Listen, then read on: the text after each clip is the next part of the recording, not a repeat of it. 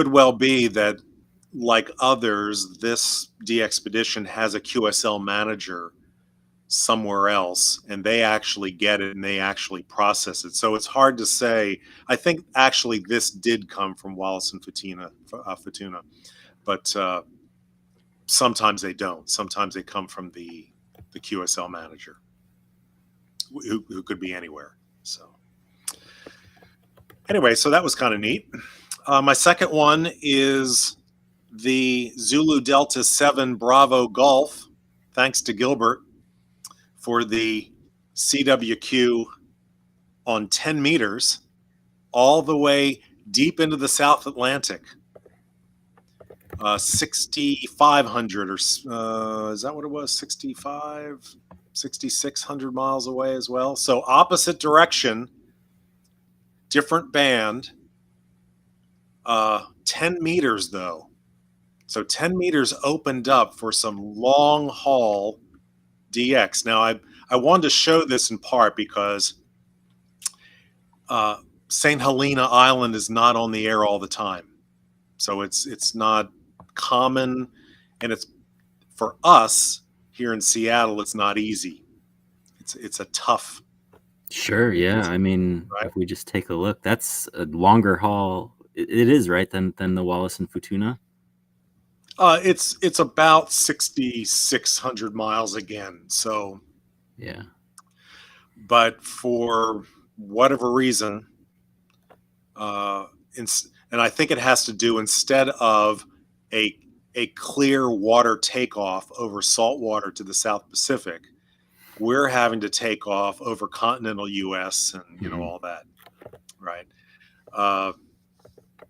So I mentioned this one in particular being on 10 meters because for those in our listening audience that happen to be technician class license holders, they're eligible to get on 10 meters, and they can work some serious DX.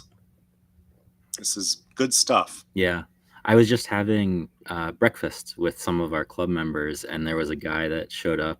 He's studying for his tech license, and he's super excited to get on the air. And he was, the whole time, he's like, oh, yeah, you know, and I know I got to get my general because I want to get on 20 meters. And we're all like, 10 meters, man, 10 meters. There's tons of stuff right now, especially right now. We're sort of at the peak of the solar cycle. That's something that Danny K7SS is always going on and on about. Like, this is the time. 10 meters is so exciting right now. Absolutely. Yeah, because, you know, we will see 10 meters begin to gradually dissipate. And at the lowest part of the sunspot cycle, 10 may not open. Or if it does, it'll be very weak and very difficult to use. But I have to say, what's exciting right now, and evidenced by this particular QSO, but others, that we've had last summer into the fall, we have a weekly 10-meter gathering here in West Seattle where at nighttime, 10 meters is supposed to be ground wave, right? It's supposed to be local. But at nighttime, 8:30 p.m. in the evening, we were having easy QSOs with stations in Australia, VKs and ZLs coming in on 10 meters at nighttime. That's fantastic. Yeah. So anyway, this is just a gentle plug that anybody who's listening in, get on the air on 10 meters, because fortunately it takes a very short dipole wire. Doesn't take a whole lot of power. You know, you can have a lot of fun with it. So yeah, anyway, that was another thing that this guy was saying. He's like, oh yeah, I need to get all this fancy antenna equipment, and I guess I need to get an amplifier in order to get up to 1500 watts. And again, we were just like, hey, you know, 100 watts and like 10 watts and a dipole will get you somewhere. So yeah, I mean, I only have 100 watts and a end-fed half wave, and I made contacts in the international DX contest over the weekend with Sweden and Russia, my first European contact. So fantastic. it's very, Absolutely. very doable, even with, what might be considered entry-level equipment. So Totally doable. That is a great testimony right there. And, of all of the ingredients of what one might think of for a station, the antenna is the most important. I mean, so wire will get you where you need to go generally. I mean, with some challenge related to it. But as you upgrade whatever your station components are, it actually makes good sense to keep an eye on upgrading your antenna, even if you upgrade other pieces of your station, because that antenna performance is critical. And, but you can start, it doesn't have to be expensive. It doesn't have to be elaborate. mm-hmm. It can be, but it doesn't have to be.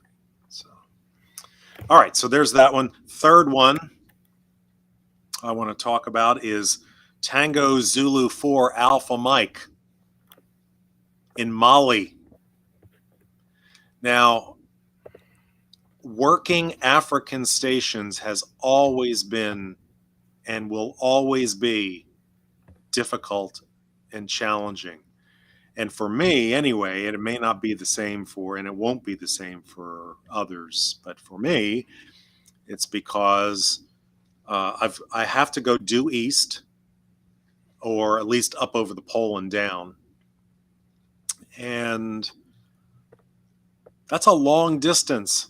And I don't know how many radio ops are in Mali, but there aren't that many. I mean, they're not on the air all the time. Let's put it that way. So this guy, I don't know if he's on, I won't say all the time. I don't hear Tango Zulu 4 spotted too often on the clusters, but he was on, and I got him. It was a 17-meter CW, and if I recall, he gave me a 549. So my signal strength was not, and I think I gave him one back. I don't quite remember what my report back to him was, but I bet it was very similar.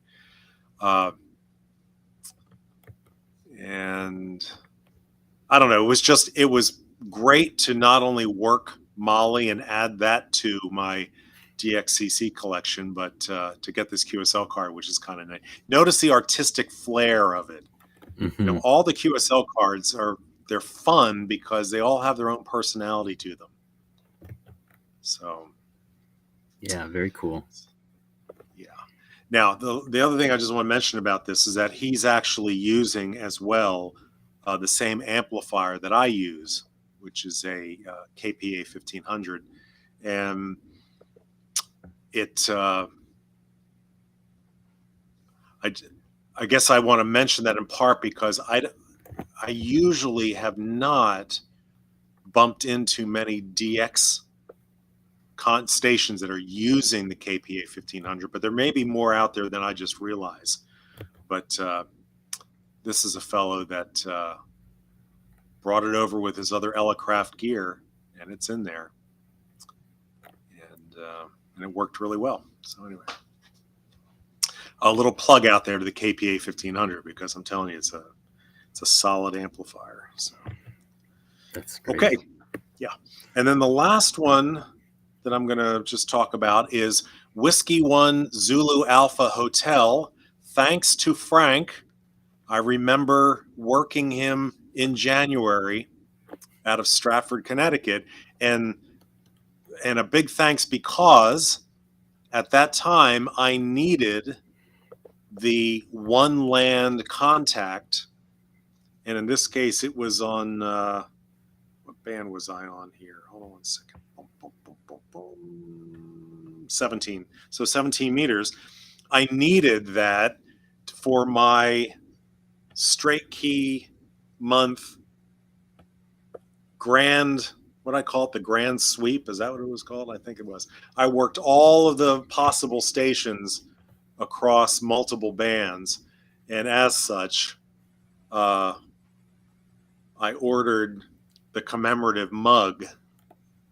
That's great. Yeah, this was the contest that we were talking about in the first episode, last episode. Yeah, very cool. Yeah. So this K3Y. This was the missing piece right here. It was the missing piece. And well, this was okay. Yes, this was one of the stations I needed to work in order to achieve the grand sweep. But what I mentioned as for me, the most challenging was on the very last day, the last day of January, I needed a South American station, and I think I needed South Africa. And I got both within 24 hours of the deadline. So I made it, and that's how I got my sweep. But anyway, I just wanted to say, so here's an example of a domestic, a US-based station, and he's got also a nice QSL card, and he has the SKCC logo, Straight Key Century Club logo on his card, so that indicates that he's a bug user or a straight key user. And so what's, I guess, kind of the process to get people to send you these QSL cards? I'm still figuring all this stuff out. So, and maybe we've got viewers that are interested in that too. Well, yeah. So there's a couple of ways. First off, really everybody who's licensed ought to register and log into QRZ.com.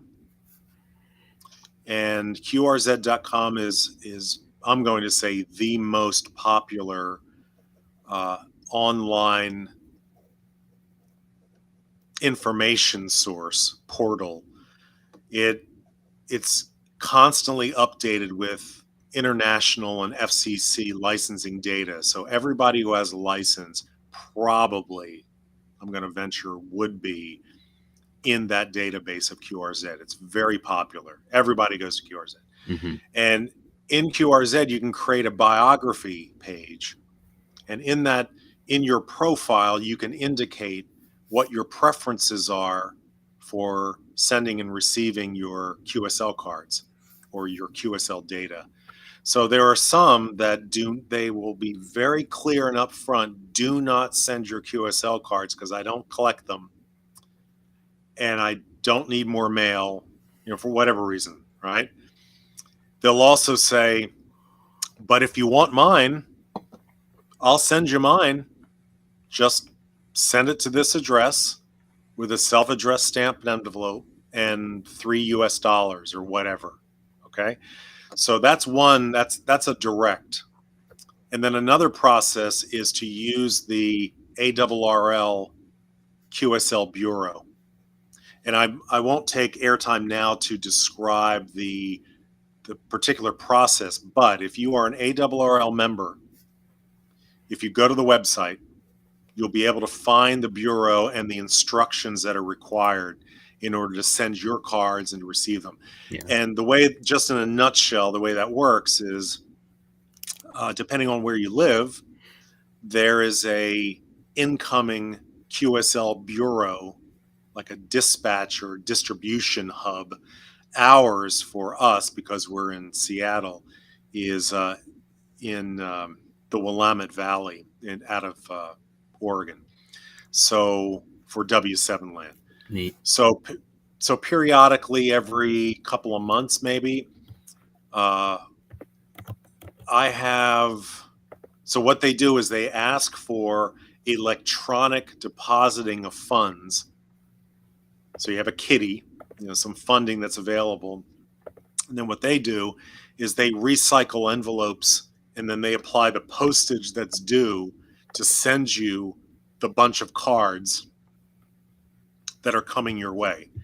And so if I have $20 in there and the postage ends up to be $6 and something, well, then they'll write on the back of the envelope, you have $14 left in your, right? So don't let it run out, right? Uh-huh. It's not an auto renewal, but you can re-up it. You can reinstall funds electronically. So anyway, that might be a good topic for a future show segment we could do the walkthrough. Or if not, I want to know. Yeah. But it's nice to get the envelope in the mail And I usually get maybe 15 or 20 cards every couple of months. And anyway, it's fun. So, but that's coming through the bureau. That's not direct. I get other cards that are sent directly, and for also a future show, I think we should look at least a couple of possible QSL card printers. Exactly. You know? It would be, yeah. This is another thing actually at breakfast with this new ham that came up is QRZ and it's funny because someone said he was asking about, it's like, oh, and how do I find information about these people that are on the radio? And someone says, oh yeah, just go to QRZ. He's like, wait, is that a Q code? I know about Q codes. Is that like QS what? QR what? Right. And it's like, no. Yeah, it is a Q code, but it's also a website. Yeah. Yeah. So that's a great source. And there are, a whole host of printing sources. And I've used several over the years, and people just sort of develop their own preference. But we'll talk about that at future, because I think that's a good thing for people to get. Yeah. So, all right. So that's it for me. So Nick, tell us. I am excited to hear about what you're going to share. Obviously, I know a little bit about what it is, but have at it. That's good. Yeah. I mean, so I think last episode when we did our end of show QSO, you sort of showed some of the tools that you use, and you've got a Windows setup. I run Linux, and I just seeing finding out where should you tune your radio to in order to find some activity, right? I mean, you can look at if you've got a waterfall, you can look at that and see where there's activity, but like you were showing, it's really nice to have some of the spots on that. And so what I've got here is a Linux waterfall tool called SDR++. And I'm a software developer by training, and so I wrote a plugin that can pull in spots and visualize them on the waterfall, very much like what you were showing before. And what I've done is I've actually pulled in spots not just from the Cluster DX network, but these are spots from the POTA.app website. And so these are people that are at a park on the air. They've activated the park, and now they're looking for contacts.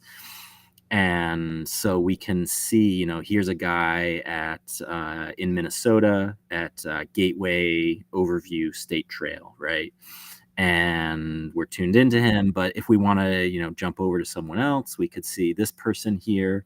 Like I'm seeing on the waterfall that there's some activity here, right? And that would be a really interesting place to hop into. So I basically just cribbed off of what you were showing from. I think you use SDR console. Is that right? Yes, and also let's just say SDR console. Yep. Yeah, so it's a very similar functionality, and I think you also mentioned that WFView has it. I mean, that's one of the great things about this is that there's just such a great ecosystem of software. This SDR++ didn't have that functionality, so I wrote a plugin that lets me do that. Now that is a ham radio takeaway. Yeah, right, exactly. Yeah. So I'll in the show notes, I'll include links to where I've got my plugin so that other folks can set it up if they're running SDR++ and they want sort of the similar functionality.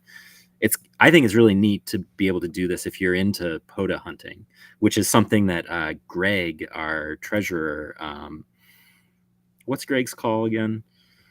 W7GFW. That's right. Yeah. He was sort of talking about POTA. He's really big into POTA hunting and activation, and he was getting me into it too. So it's just a really neat tool to be able to jump straight to, where you're seeing the activity, and like maybe this person here, Whiskey 7 India Mike Charlie in Idaho, so there's a fish hatchery, so that'd be an interesting to try and get that contact. In fact, just before we went on the air, I was using this to do some POTA hunting. So Oh yeah, that's fantastic. So I just want to call out a couple things here. So the the actual spectrum scope is showing the noise floor, Hmm. and those spikes are actual, most of them anyway. Some of them are just noise spikes, but most of them are actual transmitted signals of operators. Totally. And and you can see from the scale to the left that there's some indication of signal strength, Hmm. and whatever, maybe that's the signal noise ratio or something. But in any event, the higher the spike, the stronger the signal. So that, and then the waterfall is another visual indication of where to Exactly. Yeah. get your VFO Yeah. tuned in. And I guess dot dot dot that we see across the screen there must be an ionosonde, right? One of Hmm. these research radars or something like that. I don't know. That's what someone told me, Could anyways. be. Well, yeah. I mean, if it's that, it could also be some other manner of communication over the horizon. So, but yeah. So let's see. So the other thing I just wanted. So if are you imagining that maybe down the road you might do another plugin for sodas Yeah. I mean for yeah. summits on the If air? there's other sources of spots, it's the way that this is sort of built is it can just accept spots. I mean, I sort of need to build the connector to these other sites, but I've got one Mhm. for poda.app and I've got one for hamqth, which is just they just are reserving the cluster DX network of spots.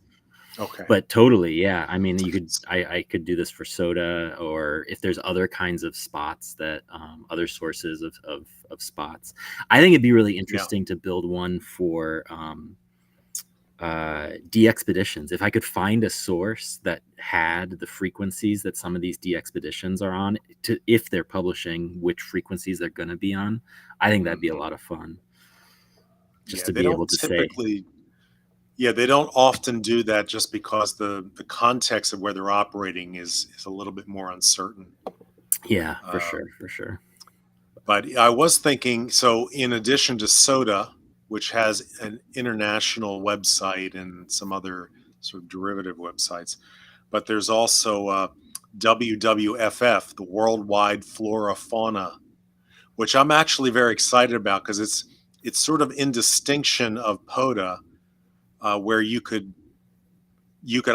activate a marsh, Uh-huh. you could activate a wetland. I just think that would be that's that's getting more and more popular, Very and that'd be cool. fun to do. So Yeah. anyway, well, good going, Nick. This is really exciting, and boy, talk about an important contribution. Yeah. So I mean, nice and going so on that. I used this app during the international DX contest. I mean, this was how I found those contacts. And it's definitely a tool, and I've certainly had contacts with some hams that are they would sort of poo-poo this a little bit, but you're starting out, it's really hard. I certainly am still facing the learning curve of how to find a station, how to get their call, being able to break in. Like Mhm. it's intimidating. So having all these tools so I already know what call to be looking for, so, and then I can listen and I'm like, oh yeah, Whiskey 7 India Mike Charlie, right. Right. It helps a lot to do that and to Yes. sort of train your ear. And yeah, like I said, it's pretty intimidating, pretty steep learning curve without tools. Yeah. Yeah. No doubt. Yeah. Back in the day, um, a lot of this computer software wasn't available, and uh, as you say, training your ear was not just critical; it was necessary. So, to the extent that this helps you develop that skill set more readily, and gets you there, that's I say use all the tools in the toolbox if you can. So Yeah, exactly. great. All right. So anything else for? I think that's what we have for our updates. All right. So our next segment, we're going to have a visit from Alpha Alpha 7 X-Ray X-Ray. XXFactor. Yes. All right. Okay, welcome back, everyone. And just like last month, and the routine that we have is to invite Dave AA7XX, Alpha Alpha 7 X-Ray X-Ray, who's our 10-minute trainer, to share with us a topic that is not only of interest to us generally, but it's an important topic for anyone who is wanting to pursue either their technician or general or even extra class tickets. And but regardless of whether or not it's of interest for classes, it's a topic that we amateur radio operators always think about because it's super important. So without further ado, I hope that's enough of a sweetener to get that going, Dave. What do you got for us this month? Yeah, thank you, Jonathan and Nick. So today we're going to get down to the nuts and bolts and talk about antennas. So look what I got here with me today at what we call window lines. This is a transmission line, or what we call a feed line. Consists of two conductors separated by plastic and with little windows in it. So this is meant to take your signal back and forth from your radio to the antenna.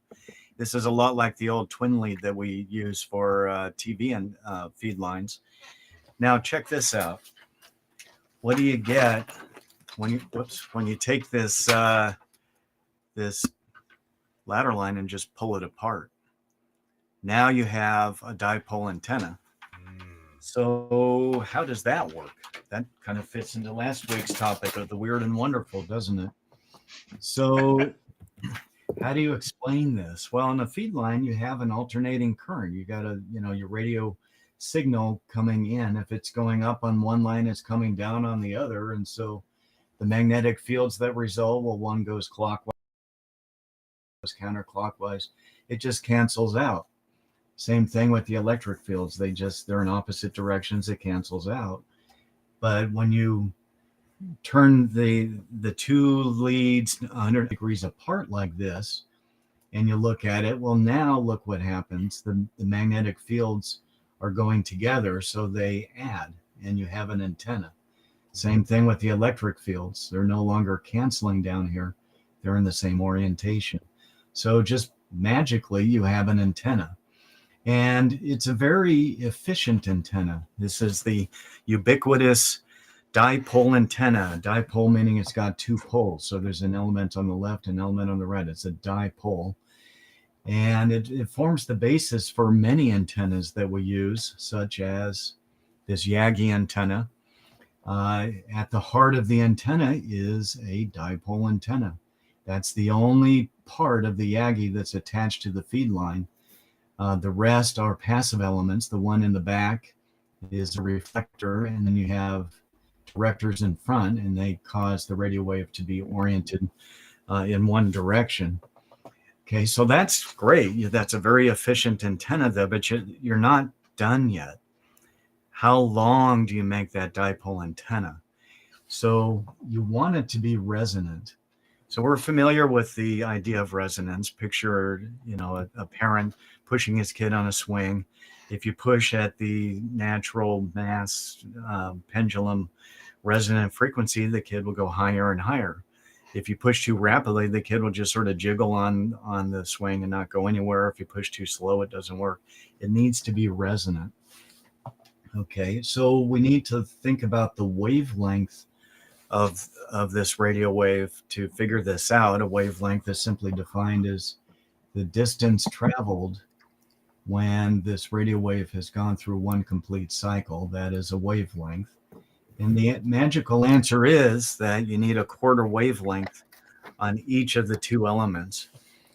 So the whole thing is a half wavelength in size, but the magic happens in this quarter wavelength for each element. And to understand that is actually very simple. So I'm just going to show you a quick demo of this. If we just look at the one element on the right to keep things simple, and let's follow some current as it's making its way from the feed line up into the antenna, and just follow it along. Okay, so here it is. It's made its way halfway down the element. The feed line current is getting weaker now. Okay, it's sinusoidal. It gets to the end, it has nowhere to go. The charge, accumulates, you build up voltage. It has nowhere to go but backwards. So it comes back down the feed line. Notice at the feed line input, it's gone to 0. It's a quarter cycle later. And we follow it back. And now look what happens. The reflected wave and the incident wave coming from the feed line, well, they're in sync. That's the resonant condition. That's the parent pushing on the kid on the swing at the right moment. Okay. Now, as a thought experiment, what if you add another half a wavelength to this? Well, think about it. You're causing it to have to travel a half a wavelength this way, half a wavelength back. It's just gone a full wavelength. Well, in that period of time, the feed line will have gone through a full cycle. So you're just back to where you started again. That's also resonant. So it would look like this if we just follow it, okay, and just go through that experiment. It's still resonant. So the take home there is that every odd multiple of a quarter wavelength will be resonant. So let me show you. If you take a half wavelength as an alternative, it doesn't work. Okay, they're fighting each other. One's coming up, the other's coming down. Let me show you an example of this with a resonant chamber with sound, and it would be very obvious when you listen to this. The blue tape on this resonant cavity shows a quarter wavelength, 3/4, 5/4, and there's a speaker playing into this resonant chamber. You'll hear it get loud when it passes the odd multiples of a quarter wavelength. So here we go.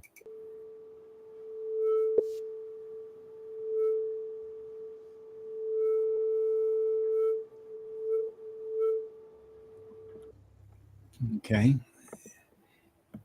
So, so It's a neat that's demo. Yeah.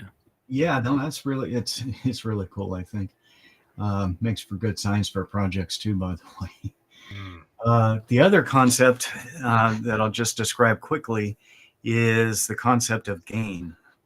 So imagine an antenna. This would be a mythical antenna that transmits its power equally in all directions. So imagine the sun, which sends its energy, all directions in a sphere. Okay. There is no such antenna that actually does that, but it makes a nice metric or a reference point.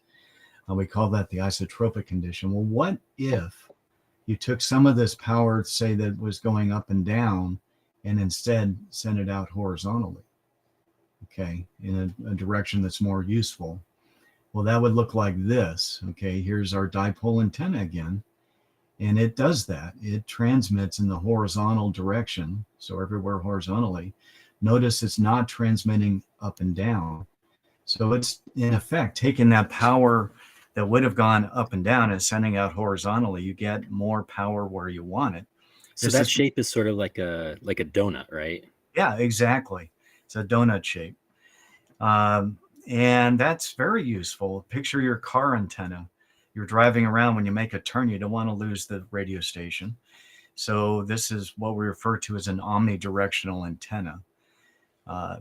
It doesn't transmit up and down, but it transmits everywhere horizontally. Now, the other thing you can do is take that concept further, like with our Yagi antenna that we talked about earlier, and throw more of that power density in one direction. And so this is a plot showing, it's called an azimuth plot, where we've taken the energy and we're putting it forwards much more than in other directions. And this one's roughly, it's like 16 or 17 dB more in the forward direction than it is in the backwards direction. So there's not more power. It's just you're taking what power is there and sending it in one direction. So that's antenna gain. Yeah, great, Dave. So, a couple things. So, first off, the magic of that Yagi is that the director elements get shorter. Mm-hmm. So they're training from the exciter, from the gamma matched dipole. Mm-hmm. That signal is being trained, and people may recognize that to look very similar to a TV antenna, which is receiving. It's not transmitting, but nonetheless, it's angled in such a way that it's giving you directional side to side and front to back benefits. Right. They are there's a whole science behind this. And they're of the right size and spacing so that they will in effect be resonant with the oncoming radio signal, causing it to be stronger and stronger and stronger in that direction.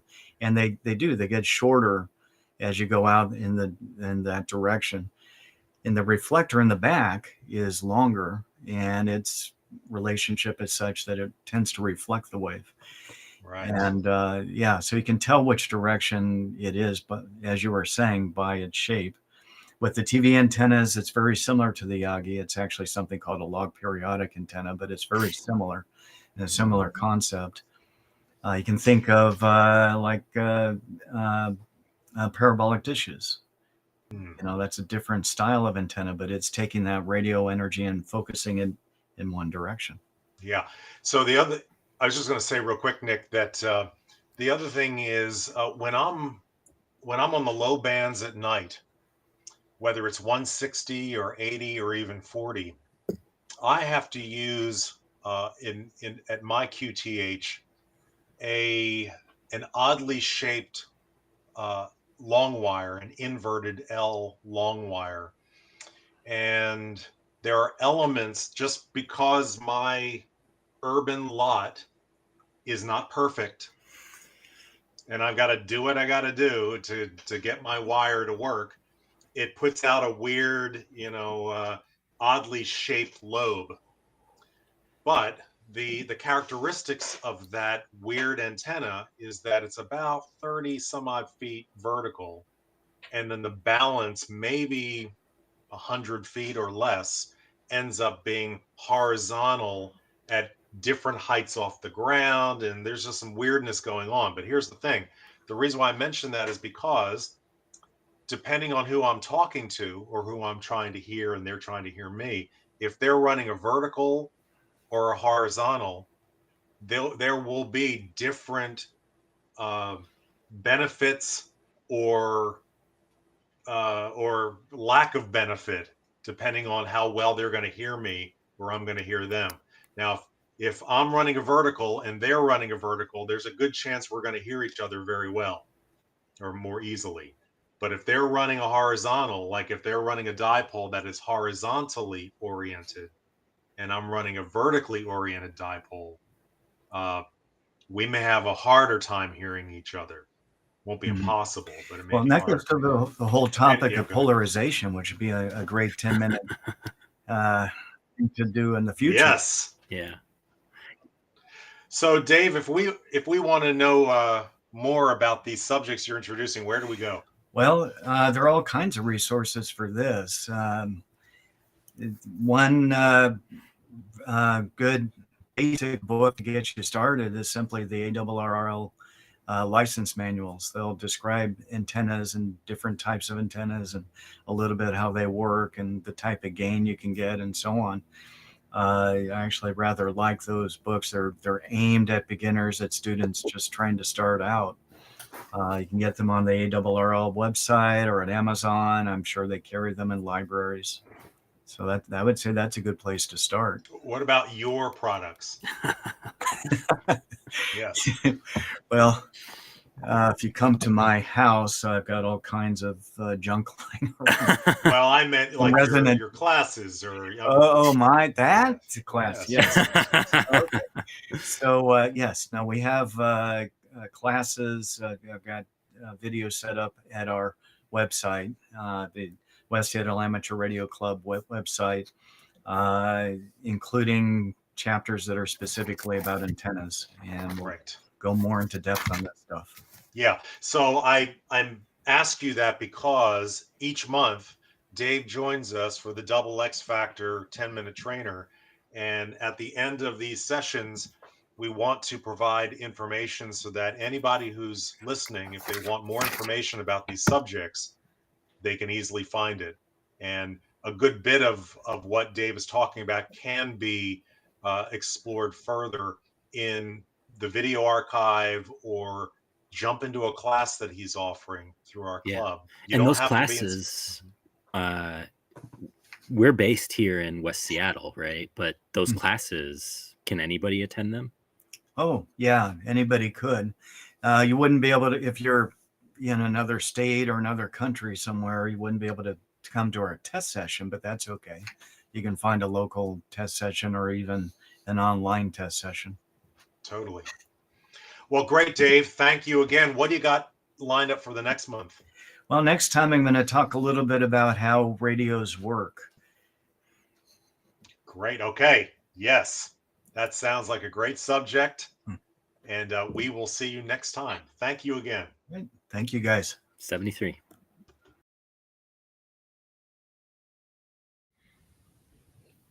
It's always great to hear what Dave has to say.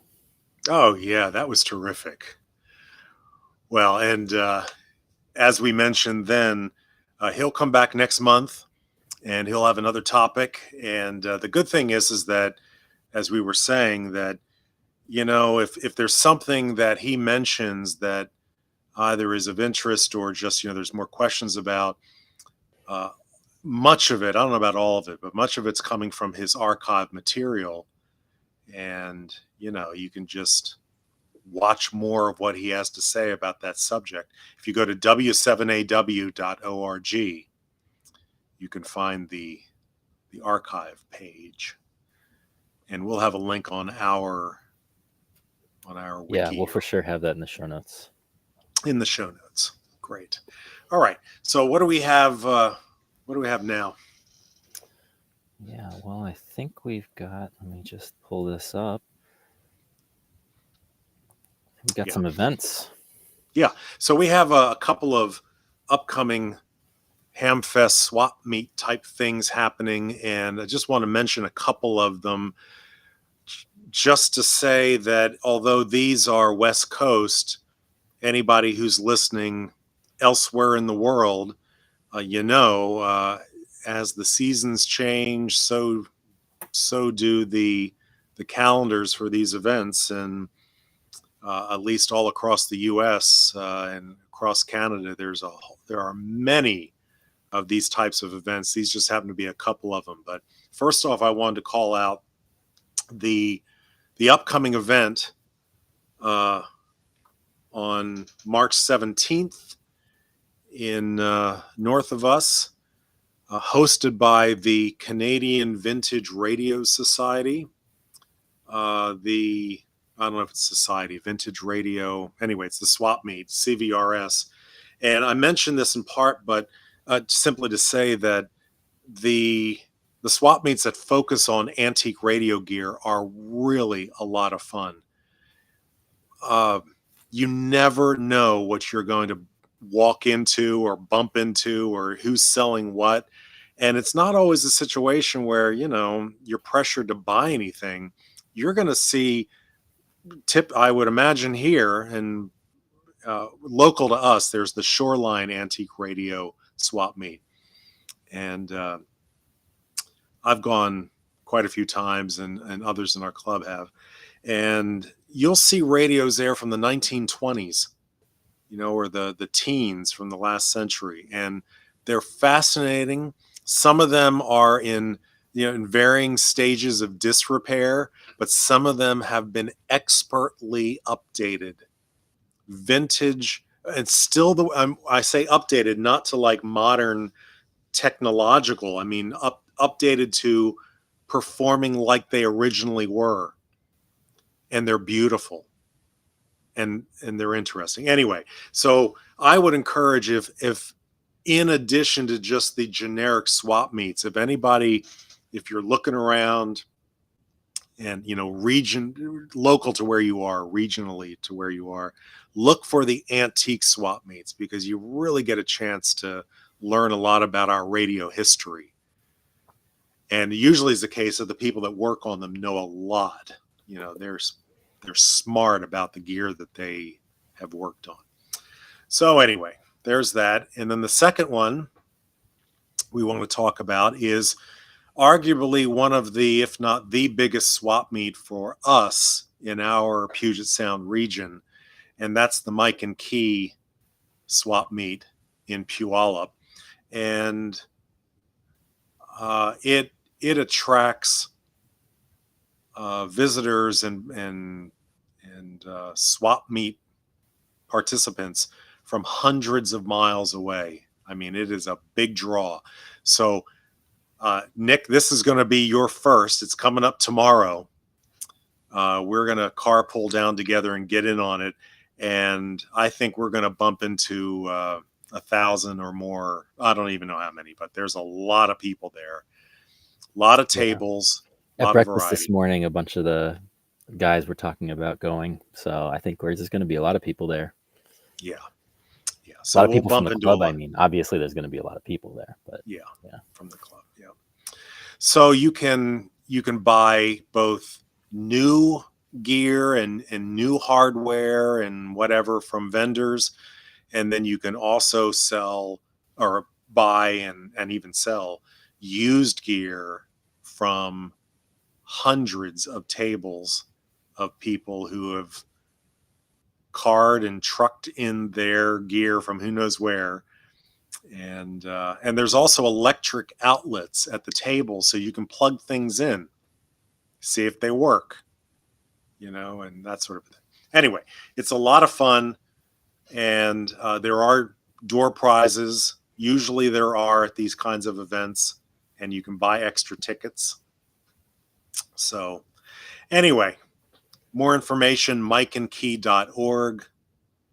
And link in the show notes below. Link in the show notes. And if anybody in the audience happens to be there and you want to have an eyeball QSO, I and we at varying parts of the day will be on the second floor at a table that has the West Seattle Amateur Radio Club banner on it. So you'll find us. And buy some of our stuff. Yeah, and we'll have some stuff on the table for sale. So anyway, come around and say hello, and but we'll be walking around, and you have a name tag. Yeah. Yep. Yeah, with your call on it. Yeah, so we'll have our name tags on, and among other things. So all right, so those are the two swap meets that I wanted to mention, but we may add some more to our show notes. Excellent. Okay, and then also we have a few things to mention about this month's DXpedition calendar. Are you going to bring that up? Yeah, let me just pull that up right here. Zoom in a little bit. Yeah. Now, I wanted to mention in particular, I've had the opportunity to already work the Juliet 38 Romeo J38R in Grenada. And it was terrific. And they have a really skillful crew there working some pretty heavy pileups. And when we get to the end, the last session of our show, I'll go to 20 meters or somewhere, and I'll show the pileup. And I got in yesterday on 20 meters. And was that on CW? Yeah, 20 meter CW. Great. I heard on 10 meters, I heard them kind of weak for me. And at that part of the day, they seemed to be wanting to work JA, Japanese stations. So not possible for me and others in the States to get in yet. But anyway, but a lot of other options here. So a lot of DX that's coming on throughout the month. And, it's in 10 meters, as we say, is hot. So these stations are going to be on the air and available and with some voice, with some FT8 with some CW. So you just have to listen for them and look for them. And again, use your favorite cluster spotter website or program. Yeah, like DX Heat is a nice one. We'll include a link in the show notes to get people started. So anyway, go to dxworld.net. This just happens to be the chart that shows the dates where these various DXpeditions will be active, and just try to get them before they pack up. But they, of course, have a whole other website. You can actually read about all of these DXpeditions in more detail, which is kind of fun, right? To get some of the backstory there. Absolutely. Yep, New Caledonia. And I saw Eastern Kiribati there. Here's Reunion Island. So for us, and this was at least for Grenada one that you were talking about. Yeah, J38. For us, and for me, working into the Pacific on various bands is a bit easier than my heading east or northeast over the poles. So yeah, that's certainly been my experience. I mean, I'm just starting out, but that's, I mean, I hear the Pacific all the time, like every day. But it's really hard to hear anything off the East Coast of the United States. So yeah, different times of the day, the bands change, and different bands perform better than others, depending. Great. Okay. Well, so not a whole lot to say other than if I get my J38R card at some point, I'll show and tell that in the future. But yeah, it's a lot of fun though. Excellent. All right. So we have a special guest coming up. Is that the next segment? Yeah. So we were fortunate to find a time slot to have Chuck WA7 Echo Bravo Hotel join us for our guest interview. And I'll just sort of say a little bit before we jump into it that Chuck brings a lot of history and a lot of perspective to the amateur radio game, so to speak. And in particular, since we just mentioned a moment ago about the Mike and Key Swapmeet, he's one of the co-creators of that years ago. So he'll speak a bit about that and some other insights about our amateur radio world. So let's maybe transition to that now. Yeah. Okay, everyone, welcome back to Ham Radio Takeaways. And we are joined by a very special guest. We're pleased to have Chuck Stroher, Whiskey Alpha 7 Echo Bravo Hotel, join us. Chuck, thank you so much. This is really a pleasure. You're welcome. Great. And before we jump in, where are you actually? I currently live in Port Angeles, Washington. Wow, terrific. All right. It's a beautiful part of the state. Yes, it is. Yeah. And both Nick and I live in West Seattle, so we're not too far away. But, well, great. Well, thank you for joining us. And, it's always nice to have folks that come in and tell us about their experiences in amateur radio. And you don't even have to admit your age to do it. But I know that you've got many years under your belt. Yeah, so, it's about 60 years, give or take one or two. Wow.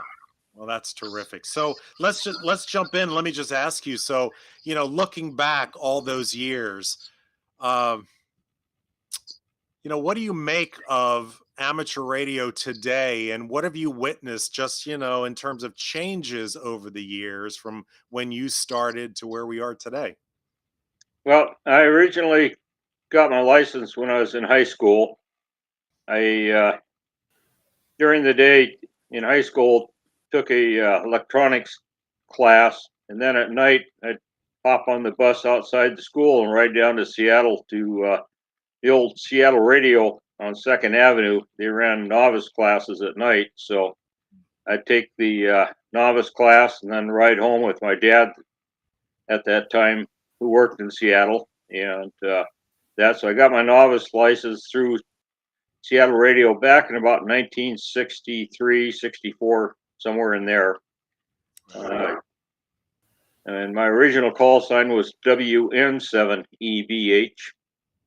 Later on, after the year of novice started to expire, I upgraded to technician and was issued the call sign WA7EBH. From there, went to the general class, advanced class, and then up into the extra class in the 90s.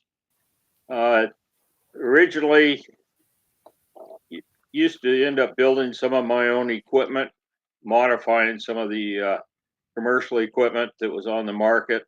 Got into AM to start with on the voice side, and of course CW on the code side. And that was about the time the sideband was just starting to catch on and kick off. So progressed up through the sideband deal, got into FM on the 2-meter side back then, and also the 6-meter FM bunch. There was a bunch in Seattle that were on FM, and some of the nets were on VHF AM, and in order to get on the FM side, we had to modify commercial equipment, and we used to have what they called was Motorola twin coffins.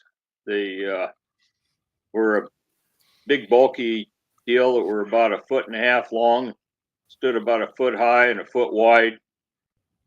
One was the transmitter, one was the receiver. Ended up building power supplies for those because they operated on tubes. So of course you had to have the high voltage for the tubes. In the mobile side, they had a dynamo motor that when you push the talk button, it would start up spinning the dynamo motor, which was a 12 volt to about a 300 volt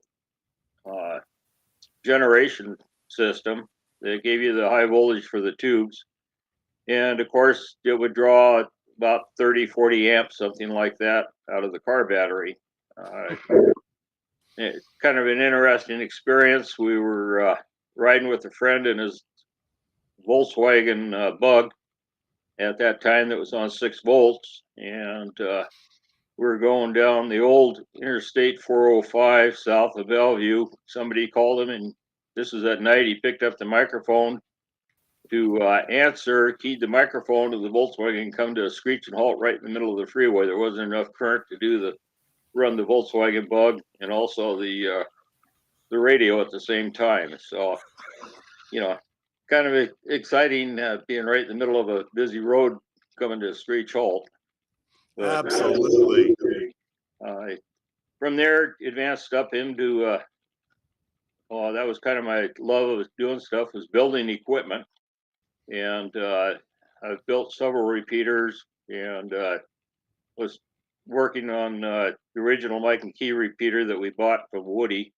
And I don't remember the exact date, but it was a couple modules that were kludged together, and it was kind of one of these things that about once a month you had to go work on it to keep it going. From there, I progressed up to the commercial stuff that's available today. But that's where I learned my avocation, was through working in ham radio and just enjoying it. Been involved in a lot of public service stuff. That was another one of my pet peeves, was getting involved with public service. We were involved. Let me, Chuck, let me just jump in and ask a couple of questions. And so first off, I just want to ask, Nick, are you hearing any feedback from me, or is it all good? There's a little echo right when you break in, but I think it's fine now. Okay, all right. So Chuck, I just want to go back to your early novice days, and when you went to sit for your license downtown, I presume it was in Seattle as well. That you had to actually sit. There was no. It's a very different licensing experience back in the day than it is today. Is that right? Yes, yes. The novice license was given by the instructors at Seattle Radio, and of course, you had to wait for a month to find out whether you passed or not. At that point in time, the FCC forbid you from knowing whether you passed or not. But they sent it back to Gettysburg, and you sat there in anticipation for about a month, waiting to find out whether you passed or failed. Right.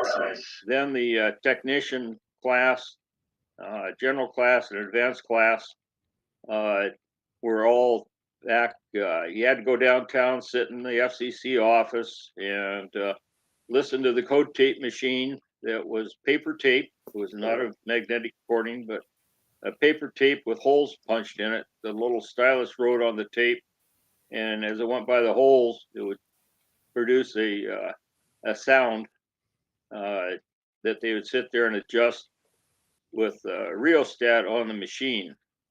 So you'd sit there, and it would take them about 5 minutes to get the actual speed to where it was supposed to be, and it would be running up and down. And all the time you were given a chance to practice the code, but with the different speeds, sometimes a little hard to do it. But the field engineer, Dick Deach, he would come out there and adjust everything, and then he'd say, "Okay, guys, time to take the test." And you punch the go button on it. Sometimes it would work just fine. Other times the tape would break about halfway through your code test, so you have to stop it, put a piece of Scotch tape over the tear in the tape, and either cut out or notch the character out. Then they'd start over again. So sometimes it took about 2 or 3 times to practice the actual code reception. And then they had a hand key that was screwed to the top of the desk, and you had to sit there with the hand key and punch out the code, and with him listening on the side. When make it a little more nervous as you were taking the code test, he'd be walking around with his hands behind his back, kind of just strolling around the table and going, okay, a few little side comments would increase the nervousness of the candidates. Oh, no. When everybody got done, he'd say, "Okay, you all passed." So, he didn't even bother reading the paperwork, because he knew as he walked around the room whether you're actually able to copy the code or not. Right. When you went to send, he gave you a piece of paper with the statement on it that had all the characters in the alphabet, and if you went through the characters and he could actually make out what you were sending, he say you passed. So, but it was kind of a very interesting way to take a test compared to the way things are done today. Yeah, absolutely. And it does strike me that, you're already nervous and, scared by the whole ordeal. And then for these other things to happen, especially the tape breaking. So I have another question. Nick, want me to continue, or did you want to jump in and ask anything? No, not at all. This is all right. Yeah. So thinking about when you mentioned when the sideband started to come in and that technological change. And I was thinking, I have, as part of my collection, I have an old Harvey Wells TBS 50, which has, is all AM, and it's 2 meter AM, which is kind of neat. But the reason why I'm mentioning this is because technologies evolve quickly, obviously, and let's just say in more contemporary times, the dawn of FT8 has brought its own degree of controversy, let's say, where you see fewer CW action on 6 meters these days. Everybody's gone to FT8 on 6 meters, when there's an opening, among other things. Right. So my question for you is, what was your, if you think back, what was your experience when that transition from AM to sideband was beginning? Were people embracing it, or was there like, that's the end of radio as we know it, or what did you make of that? No, I think most of the hams kind of accepted the transition going up that way, because the sideband gives you increased power over the AM signal going out. So the DXers and that kind of caught on to it pretty quick. It was less to catch on in the VHF side of things. Most of the stuff back then was either AM or FM. So the 2 meter sideband and 6 meter sideband stuff took a little bit longer to get accepted by the hams back then. But the FT8 stuff now, it's just computer talking to a computer.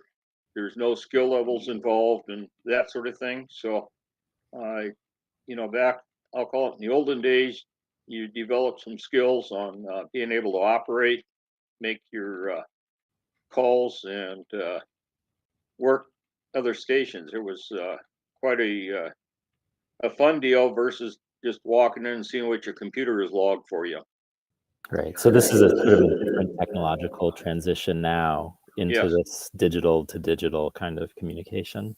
Yeah. I still enjoy rag chewing and talking with people and finding out different things, especially on some of the foreign operators. You get one that's not interested in seeing how many people he can work in a minute, but one that will actually sit there and tell you about his life and his area that he lives in. So, you gain some knowledge of the world.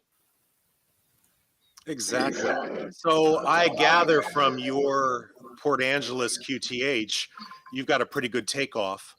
And so describe that. I mean, what's your typical, DX experience from your station?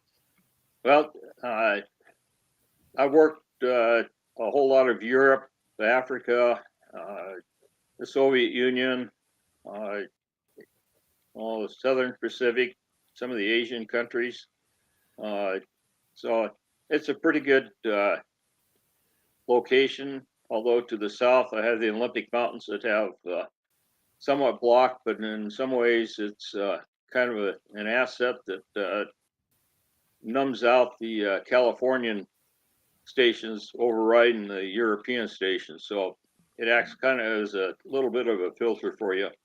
Nice. That's really interesting. So you were talking to radio operators in the Soviet Union while it was still the Soviet Union. Yes. Yeah. Did you feel like that was, I don't know, was that like a political outlet for those people at all, or was it just radio? It's just radio. It's just a regular person type thing.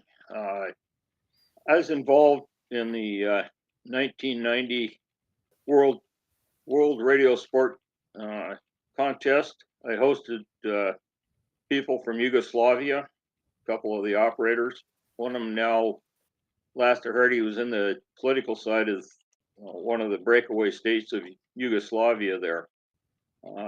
But one interesting thing, there was like 30 stations with operators. We used to have parties almost every night. And the conclusion was that they were like us. There was no political stuff in these things. Everybody's attitude was just let us alone, let us enjoy life. And one of the Russian guys says, we should just lock up all the world leaders in a room, and whoever wins walks out and he's the leader. That type of a thing.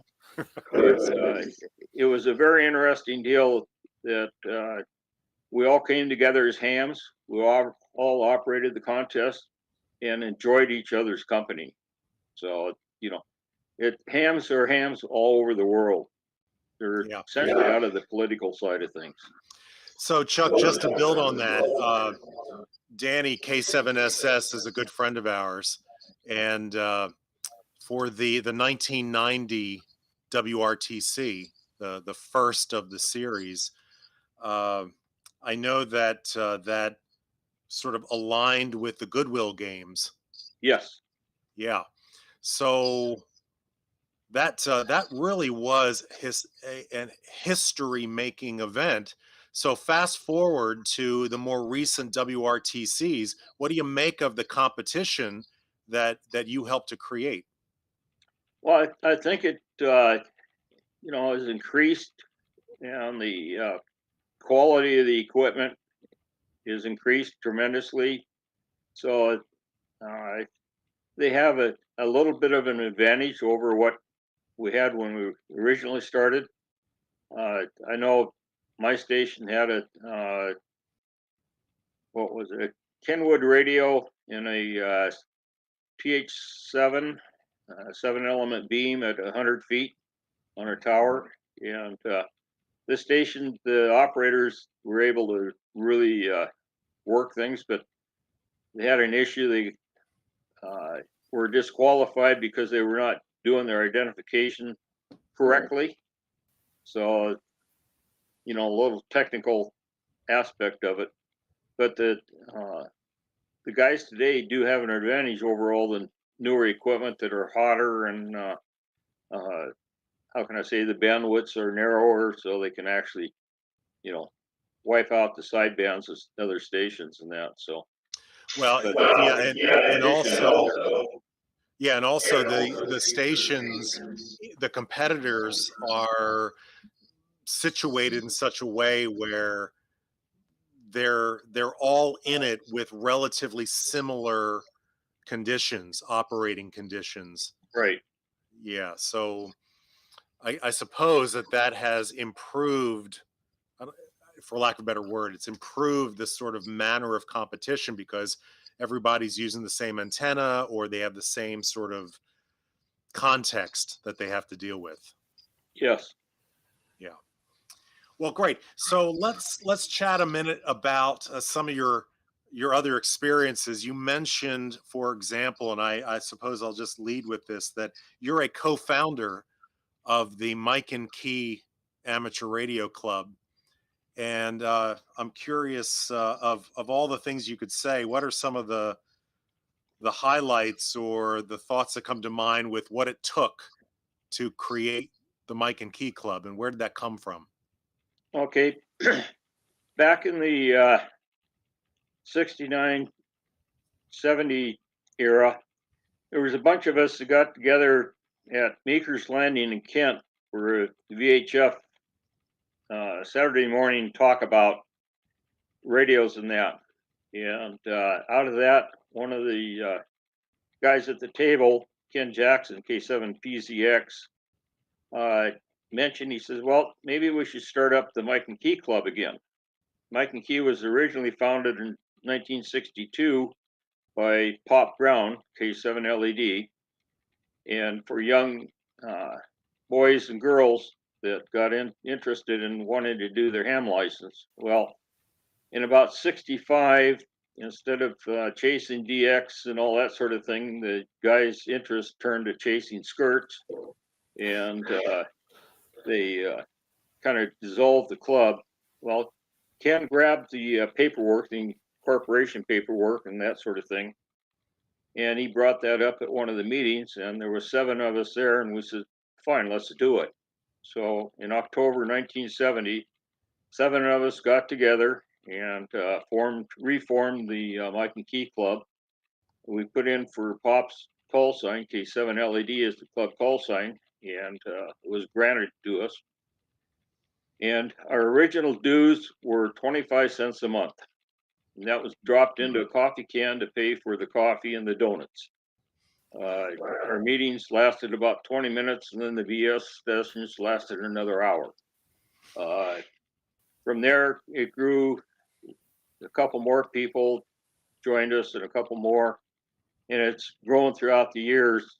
Our original meeting place was in the East King County Sheriff's Precinct on Kent, in the old substation office. Underneath it was a civil defense bomb shelter / communications facility, and we ended up meeting underground in that facility. I think the capacity was like 20 or 25 people, and we quickly outgrew that deal. We moved over to a facility in South Seattle, outgrew that, then moved over to the place in South Renton by the hospital down there. We quickly outgrew that. So we've kind of bounced around for meeting places. Our current membership, I believe, is over 300 members now. And that's more than likely, they have at the meetings about 60 or 70 active folks there. Some of our other members have moved away to different parts of the country. We have, I'd say, about 40 life members. After 25 years of continuous service for the club, you're granted a life membership. So it's, kind of grown. It's been involved in a lot of activities. They were in the World Goodwill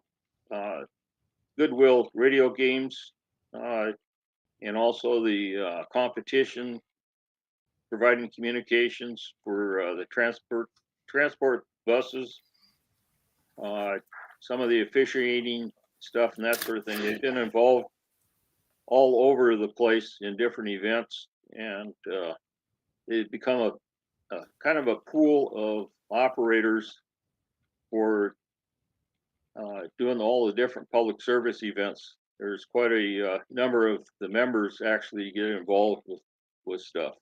Yeah. Well, so before we go to some other questions, I just want to ask though about your experience in sort of getting the organization organized, and if you were to fast forward to today, let's say, any points of advice or any insights, if you look back on what you did to create it, and then you look now for those that either are interested in creating a radio club, or they may be in a radio club and they're looking to sort of up their game a bit, any thoughts or ideas or advice that you might give, looking back? Yeah, basically have fun, make it interesting and enjoyable. Have some presentations, not necessarily always technical about radio, but about stuff that's going on in the community. We used to have speakers come in from, like the FAA, the Coast Guard, that sort of thing, to, talk about how their organizations work. The Mike and Key Club has a field day, and it's a fun event held up on Marrowstone Island. Our original field days were held up on Cougar Mountain, and we went down to the civil defense office and got these big old military tents, and they were about like 20 feet, 30 feet in diameter, and set up stations in there. We had a lot of fun. One of the things that happened was kind of funny. We used to have outhouses, and after one of our events, the guys finished off the keg of beer that we had, and we had a saying, where Bambi goes, nothing grows, except for if you had to do the number 2, you went to the outhouse, and the outhouse got to be shaken back and forth with the guy who was in it. Well, one time it got away and it went down the hillside, top over bottom, and that sort of thing, and ended up down at the bottom of the hill. Everybody was wondering if the guy that was inside had been killed or not. But after a minute or two, the door flops open and he stands up, and his literally covered in all sorts of stuff. And just kind of like the race car drivers, he stands up and he waves his arms and he says, "I'm okay, guys. I'm okay." His wife made him ride home in the back of a pickup truck. And that, my friends, is a ham radio takeaway. So have fun doing stuff. That's the biggest thing. Don't get it too political, and go out and enjoy the deal of ham radio. Mike and Key has people in all aspects of the hobby, from CW voice up to slow scan TV, fast scan TV, building electronics, all that sort of thing, and be diverse. That's one of the things that keeps the club going. Great. Well, so thank you for that. So just to sort of move towards a wrap up here, I know this weekend coming up is a pretty big event that Mike and Key's been sponsoring for many, many years. That's the Puyallup Hamfest. And I'm wondering if you can not only speak to the history of that, but if those were, you know, if anybody out there is thinking about attending, I will be there. I think Nick is contemplating. I think I'm going to try to talk you into going. Yeah. And, but for those that are thinking about it, what can they expect? Okay. Well, the Mike and Key flea market actually had its start when we were up on the East Hill precinct in Kent. One of the guys from Ray Telco that worked for Ray Telco brought up a whole bunch of Motorola equipment that Ray Telco wanted to get rid of, some of the stuff that they'd had sitting on their shelves since the 40s, and spread it out in the grass, and everybody went around and picked up what they want and kind of haggled the price a little bit. And then that grew from there to the Mike and Key had an auction set up in McMicken Heights Community Center, where the hams would come in and bring their wares, and we'd auction them off. The club would say take 10% of the selling price, and that kind of grew out of McMicken Heights. Then we decided to, after the suggestion from somebody from Anchorage Radio Club, to hold a flea market. Our first flea market was held at the old Long Acres Racetrack in Renton. First year we went down there and we took up the first floor. Next year it grew up to where we were taking up the 2 floors, and we used to run a 2-day event, but the attendance on Sunday was very minimal, and we weren't recouping our cost of the price of the rental. So we outgrew Long Acres, and the only other very viable alternative was Puyallup Fairgrounds. Our first fairgrounds deal was held in the expo hall, and we rented about half of that. The next year we outgrew the expo hall from the amount of people wanting to participate, so we went over to the pavilion, and that's the 2-floor facility, and we can get about 300 plus tables in the facility itself, seller tables, and we have not only people bringing in their used equipment, but also commercial sellers that have brand new equipment that are there to sell some of their stuff, and also exhibit and explain the different radios. So the flea market runs from 9 o'clock in the morning until 3 o'clock in the afternoon. People load in their used equipment in that on Friday evening. I think it's from about 2:30 or 3 to about 7:30 at night. And the next Saturday morning, we still got folks loading stuff in at 5 o'clock in the morning to about 8:30. The doors open at 9 and close at 3. And then the fun begins as everybody starts going to get in their cars and want to get the heck out of there. So yeah, they're all vying for position. One year, one of our vendors left a whole big box of stuff. And of course, the fairgrounds charges us for dumpster weight for all the stuff that gets thrown into the dumpster. But he left this big box, and he started driving out of the fairgrounds. So we're running behind him and threw this big box of stuff up on the back of his trailer and he drove out the gate. So lo and behold, when he gets home, all that stuff he thought he left there is right in his trailer. Wow. But Yeah. the flea market's a lot of fun. You meet a lot of interesting people, and you can talk with people about their equipment. A lot of them are very willing to share their experiences and how to modify stuff and build stuff and that sort of thing. So there's a whole lot of knowledge in the fairgrounds itself. Absolutely. You know, I was going to just touch on that. I've been many times, and I have to say that in addition to what you're saying, meeting up and seeing, you know, folks that that you might not see much, if at all, in between, because they just live far away or whatever, because it attracts folks from long distances. And a lot of people show up for this. Yeah, we have people coming from Montana and California, all over the Northwest. Yeah, it's a big draw.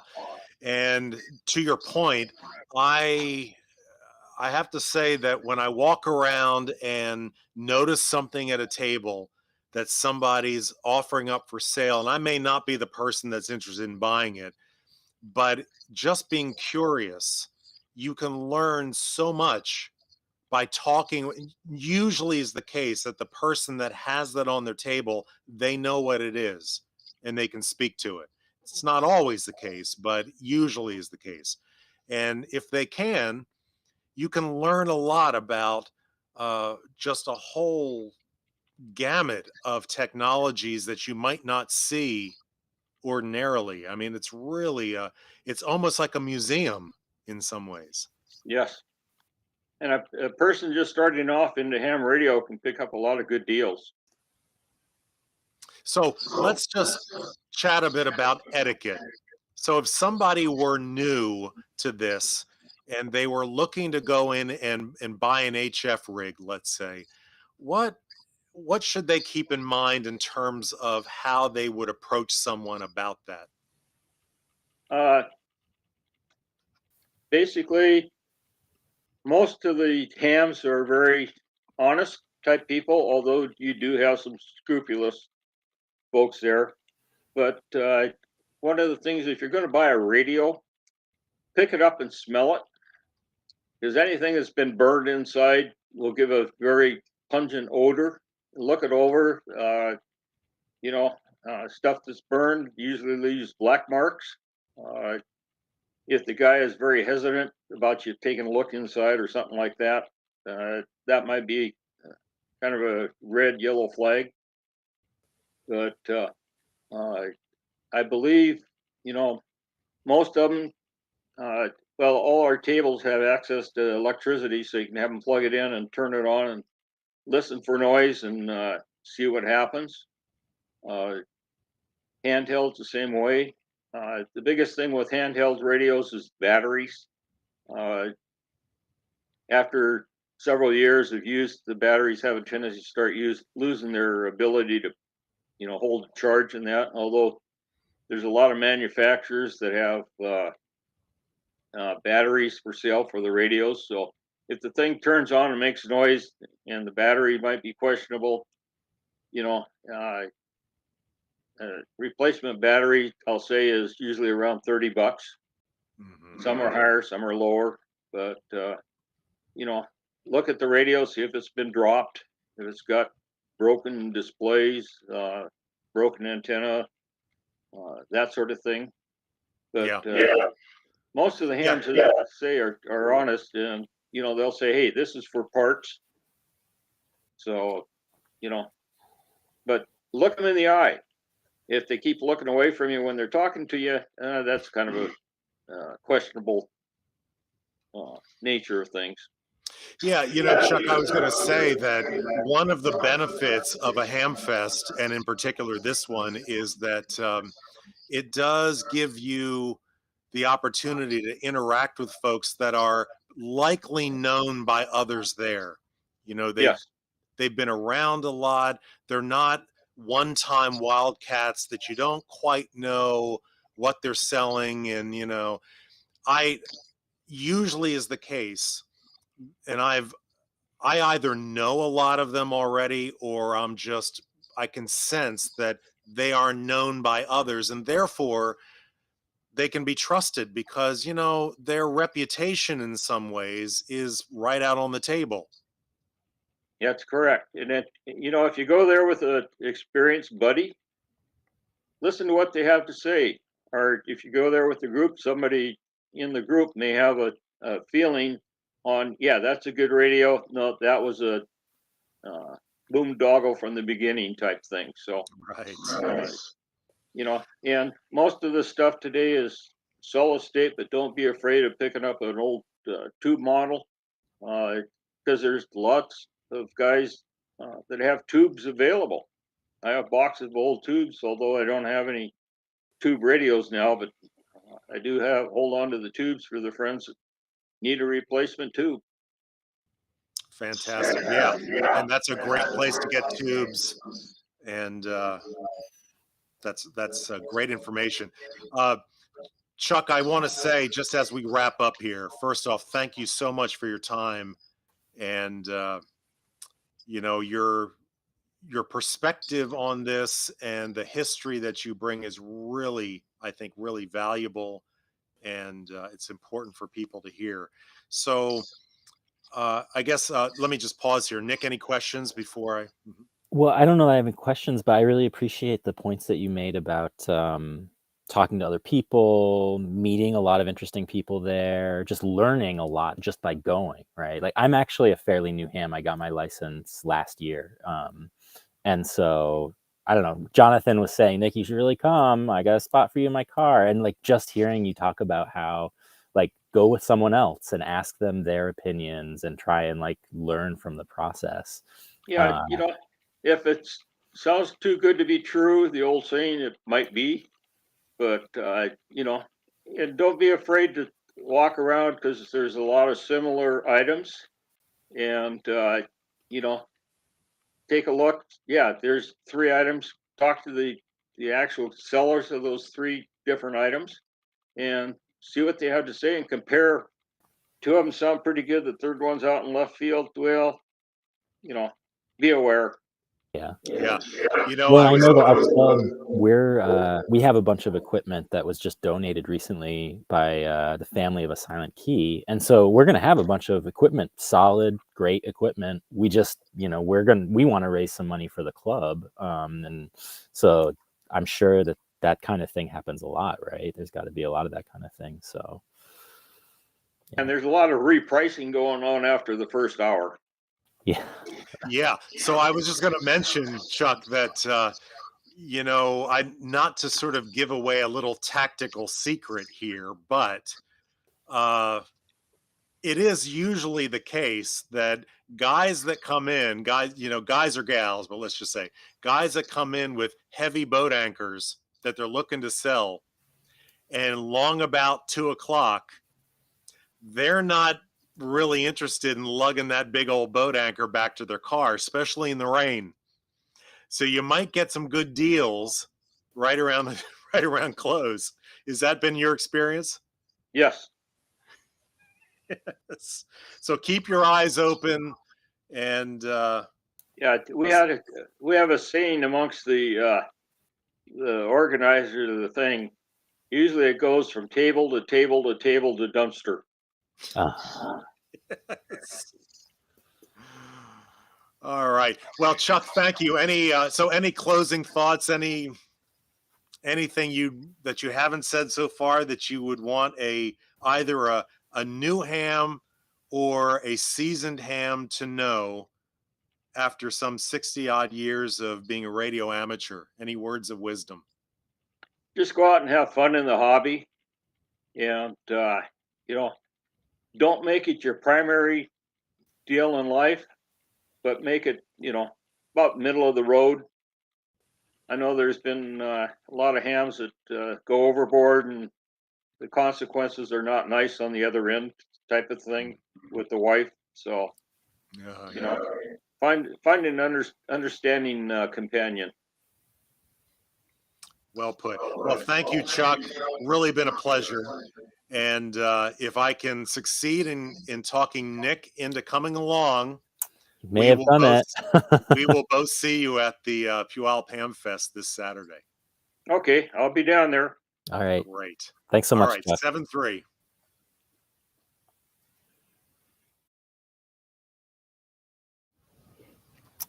was great. Great conversation. Oh, yeah. Wow, what a pleasure. We were very lucky to have Chuck join us, in part because he's part of the whole, support staff organization that puts on the Hamfest, and he's busy for much of this week, on approach to the Hamfest. So to have time to talk with us, that's what a gift. Yeah. Very generous. Yeah. I was just going to mention just briefly that the first HF rig that I bought back in, I don't even know, 90, gosh, when was it? 91 or 9, I don't know. But it was a Ten-Tech 580 Delta. It was Ten-Tech's first solid state rig. And it was 160 through 10, my memory serves. And, pretty bare bones, but at the time it was solid state, but I mean, it was a solid sort of durable, lightweight, not terribly heavy rig. When it would start to warm up, it would drift a bit. The red LEDs would sort of go off frequency, and you'd have to kind of cheat the VFO back. But I mentioned this because I was in Pittsburgh at the time, and there was Allegheny County Swapmeet or something. And similar to the Mike and Key, it attracted lots of people from the region. And I'm walking around there, and I have to say that if I did not have somebody with me that knew, I would not have known what I was looking at, and I probably would have just walked right by it. Wouldn't have known. I bought it for $300. Came with a power supply and a hand mic, and I don't know, that's probably it, but might have had a couple other things. And the fellow who was with me had been licensed for 20 years or something. I mean, he'd been around the block a few times. He knew, and he said, he stopped, he pointed it out, and he just looked at me and said, "You need to buy this one." He knew. And I went on faith and, just on his advice, put down $300 cash, walked away with it. And I'll tell you, that rig served me for 15 years before I sold it for $300, 15 years later or something. I mean, it was solid radio that I would not have known about, and it was at a swap meet. So anyway, the point being is that Chuck's advice is sage. Anybody who's going to go to these swap meets, if you can meet up with somebody else that who can give you some advice on what type of equipment you're looking at, especially somebody who's used it, that could really be the difference in making sense out of, whether or not something is for you or not. So. Great advice. Yeah. Okay. Well, so now we're going to transition to our last part of our show and do a little on-air activity. So I think what I'm going to do now, I share my screen and let's select. And I'm going to take us to my SDR console. And can you see my screen? I sure can. Okay, so now I'm going to turn my volume up. I'm going to unmute up here. And can you hear the audio? Yeah. Great. All right. So what I was going to do first I won't make this very long because our show has been a longer one today. But I thought what I would do first is take us into the CW portion of 20 and see if we can tune in on the J38R, Julia 38 Romeo, and check out the pileup. So here they are right here. And I'm going to zoom in. And then I'll bring us back to the center. So here he is, right? Or they are, he or she. And I'm going to move him over to the left a little bit so that I can see where the split offset is. Oops, a little bit too bright. Let's put it right there. So my hunch is that what he's doing is run. Yeah, he is. So he's running split. Now I'm not pointing his direction. Let me see if I can turn my antenna to where he's at. I don't see him listed on my. Because you've got a directional antenna, right? You've got a big hex beam with a rotor and a rotor control, and you're. I do indeed. So I'm going to head down in the 100-degree bearing range. Right now I was at about 50. And this is another, we were talking about spots before, but this is a great use case, right? Because you know that this person is on this frequency and you know what part of the world they're coming from, right? So you can, in order to zero in on them, you can just turn your antenna towards them, and that's just going to immediately improve things, right? That's exactly right, yeah. I mean, if you have a beam antenna, the benefit is that you have very strong, or by design, stronger front to back and a weaker side to side. Mm-hmm. So you can zero in and point at the station you want to try to hear. So J38R is in Grenada. And for me, that's somewhere between 100 and 130 degrees. And so I just generally went in that direction. Now somebody here is tuning up on our listening frequency. J38R is running split. So you can see my mouse? Yep. Yeah. So the transmitting stations are here and perhaps here. I'm going to assume, now it could be that they're trying to work this M0 station in Great Britain. So I don't know if these folks up here, but these down here are transmitting, trying to work J38, who's listening up 6, 7, who knows how many. But this person doesn't realize it, and they're transmitting, calling the station on their calling frequency. Mm. So right, because J38 is, although they're transmitting on 14 megahertz, 023, yeah, they're not listening to that frequency, right? They've got their no, they're listening up here. Yeah, okay. Yeah, let's just say 025. So I'm not seeing a whole lot of activity here, so who knows why. See, they're coming back here now. So when they come to life, that's when J38 has basically said in Morse code, listening. You know, they sent their call with the letters UP, up. Mm. And when they send that, that's code. That's a trigger or an indicator for all of these stations in the pileup to start putting their call out, and hopefully they'll be heard. Mm-hmm. But they don't know where he's listening. How do you know how far up? Is it just standardized? No, well, it's not standardized. It's when they say up, it could be anything from 1 kilohertz to 5 to 10, and this is one of the benefits of a scope and a waterfall, because you can listen. Now, I'm not hearing them that well right now, so my propagation into the Caribbean is just may not be that good at this time of day. But if I could hear them, I would then hear them say either up, UP, or TNX for thanks. And when they say TNX, you then look for the next one, and then who do they respond to? Mm. and let's say it's this one right here. Well, 14025 is where I want to be. Mm-hmm. So I go to 025 because that's where you happen to be listening right then.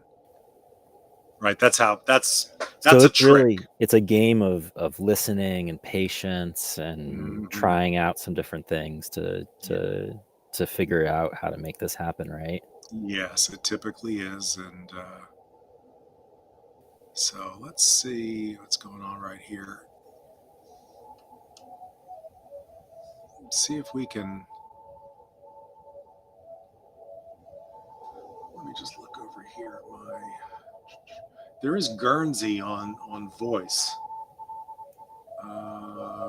Victor Papa. Let's just go up into the voice segment. Listening to all of those CW signals there at slightly different frequencies, it's almost like music. Yes. Yes, it is. Let's just And zoom in here. those are different. We hear them as different tones, but really it's because they're transmitting at just slightly different frequencies, right? Yeah. Yeah, that's what it is. Yeah, I mean, the higher or lower pitch is not on zero beat. They're off frequency, and so their pitch changes. I was just seeing if there's any juicy DX around that we might work. What's the TK9 here? Oh, right here. Let me just see if I can. I gotta turn my. Yeah. And now, are you putting your radio into split mode to do this operation? No, I'm not in split right now. Okay. I'm just listening simplex and just seeing. Here's a KL station.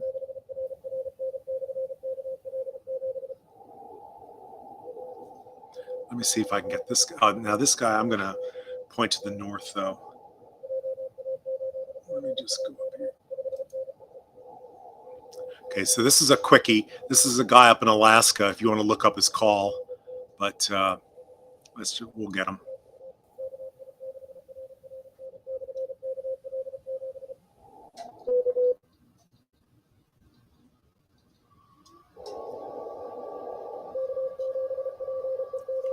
Oh, he didn't get me.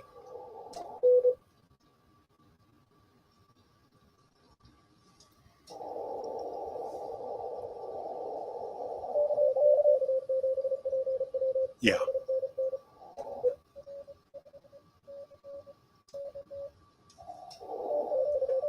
Good.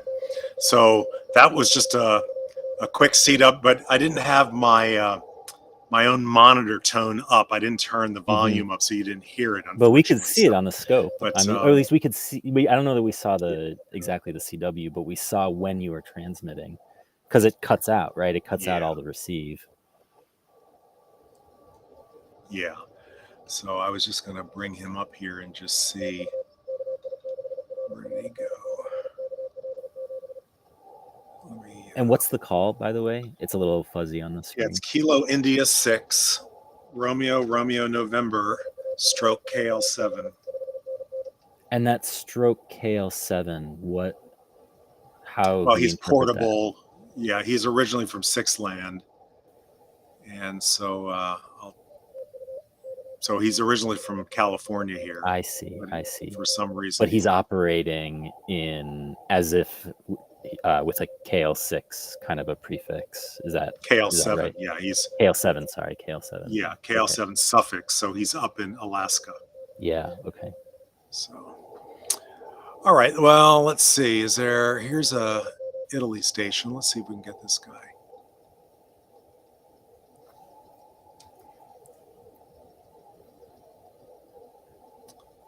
I don't know.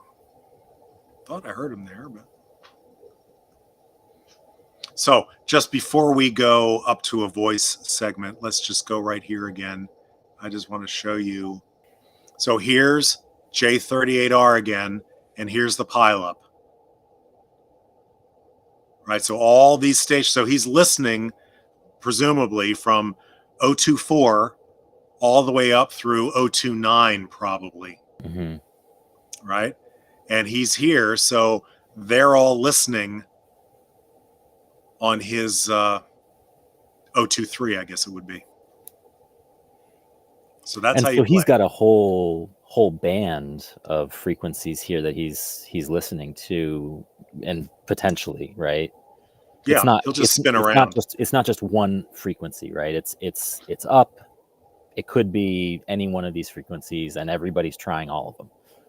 Yes, I mean it's yeah. I mean it's a gamble, and he may stay in the same place, or he may jump around just to work different folks. And you know, so anyway, it took me a while. I got him here on 20 yesterday, and it took a while for me to zero in on where he was at, because he kept moving. So anyway, but he finally got it. Okay, so let's before we wrap up here, let's make a queue on voice. Let's see if we can get anybody on 20.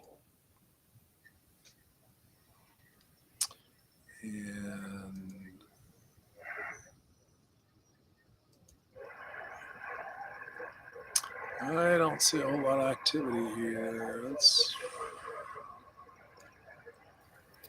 Yeah, just looking. I just had we talked about this before, but DX Heat, they have a nice chart here, and it was not looking great.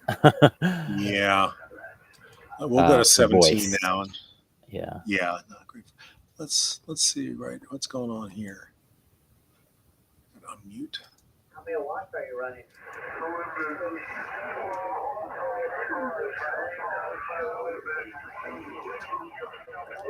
Hear the pile up? All right, so that might be the J38R again, and they may be down here and they're running up 10 or something. I don't see them spotted here. Let's see, I'm just looking at my other spotter program. Okay, let's look up here.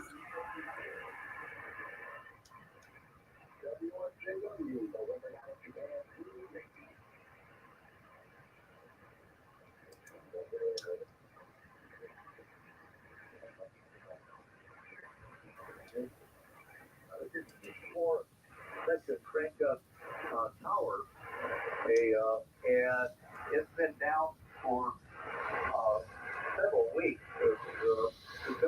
And in CW land down here, here's Switzerland. Let's go down to CW and see if we can get the Switzerland station.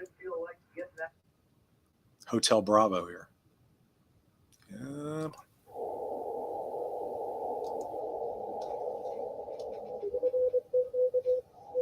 Yep, we'll get them.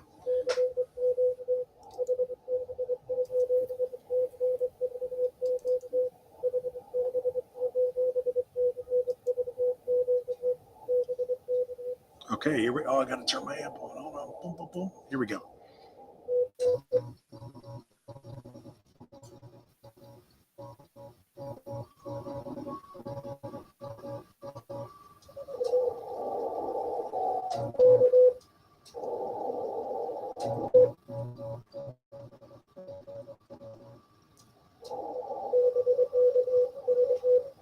Yeah, we got them. great. And what was the call?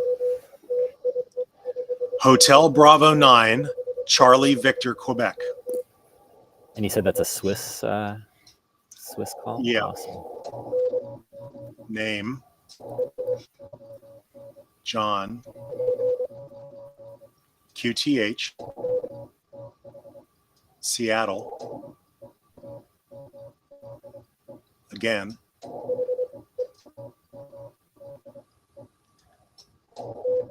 a BK for break, RST,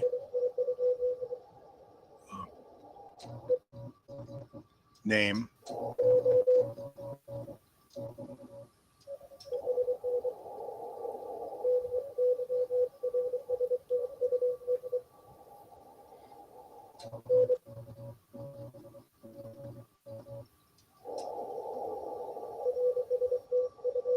oh, RST. He wants my RST. He gave me a 579.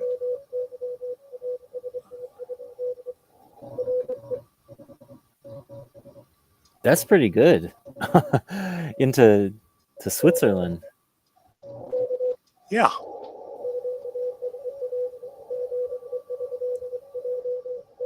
He's saying 7.3. And how many watts are you pushing right now? Okay. 900.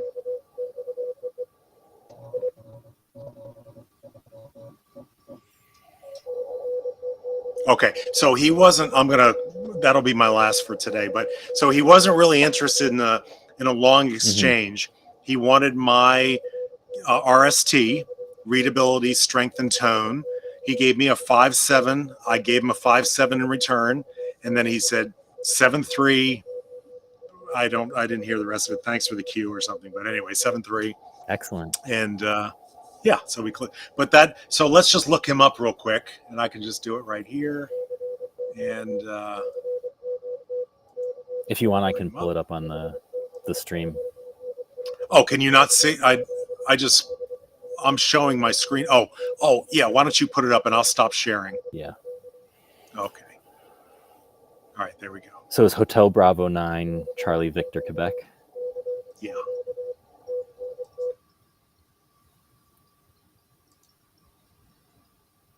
Yeah. So anyway, if you go to detail, you can see the map, and then yeah. So he's just outside of Zurich. And if you look down, just look to the left there, you see distance 5,240 miles. Now, truth be told, I didn't have to run. I ran power primarily because for this demonstration, I want us to be heard so that we can, we have something to play with. But he was loud enough, probably is a case I could have, a couple of 100 watts would have been sufficient, but anyway, I just ran that much. Yeah, that was great. Anyway, yeah, that was kind of fun. All right. Well, Nick, let's wrap it up. And we had another great show. Looks like next month we will have a few more things to talk about. Another guest, another 10-minute trainer with a double XFactor. Yep. And I'll have a few more QSL cards to chat about. I'm sure you'll have some more goodies to talk about. So, but this has been a great show. Yeah, it's been great. All right, folks. I think that's it. All right. Yeah. So go to our, just remind folks, where can they find links and things? That's right. Links will be in the description below, but also we'll post to hamradiotakeaways.com, and that'll link will also be in the description below. So you can find information that way. And that'll include all the links that we discussed and things like that. So that's great. All right, Nick, 7-3. And I'll see you tomorrow because we're going to the Hamfest. That's right. That's right. And I hope to see some of you there too. Yeah. And maybe we'll do some video there. Maybe next month we'll show a little bit of video of what we saw. For sure. That's a great idea. Yeah. All right. We'll see. All right. All right.